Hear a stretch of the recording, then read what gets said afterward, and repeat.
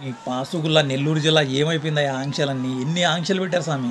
ఇన్ని ఆంక్షలు పెట్టినా కూడా ఈ జనాలు ఏంటి అసలు లాటరీ చార్జ్‌ని కూడా లెక్క చేయకుండా చిన్న పిల్లలు సైతం ఎలా పరిగెడుతున్నారో చూడండి. ఇష్టానుసారంగా జగన్మోహన్ రెడ్డి గారంటే కూడా ఒక రకంగా అయితే కూడా వాళ్ళకి తెలియకుండానే వాళ్ళలో ఊపు వచ్చేస్తున్నంత పని అయిపోతుంది. జగన్మోహన్ రెడ్డి గారు ఎక్కడికి వెళ్ళినా కూడా తండోపతండాలుగా మహిళలు కాదు, చిన్నపిల్లలు కాదు, పెద్దవాళ్ళు కాదు, వయసుకు సంబంధం లేకుండా జగన్మోహన్ రెడ్డి గారి వెంట తిరగడానికైతే కూడా తండోపతండాలుగా జనాలు కదిలిస్తున్నారు. కోసం జనాలే కాదు అది వచ్చేసి గ్రీన్ మ్యాట్లు పెట్టి ఇది చేస్తున్నారని ఓ పక్క గుండెలు బాదుకొని చెప్తున్నా కూడా, కానీ ఎక్కడ చూసినా కూడా జగన్మోహన్ రెడ్డి గారు ఎప్పుడు బయటకు వచ్చినా కూడా ఆయన వెంట నడవడానికి తండోపతండలుగా జనాలు వస్తున్నారంటే నిజంగా ఇక్కడ చూస్తున్న చాలా భయంకరంగా ఉంది వ్యూ చూడడానికి కూడా. ఇసుక చల్లినా కూడా కిందరలనే పరిస్థితిలో ఉంది.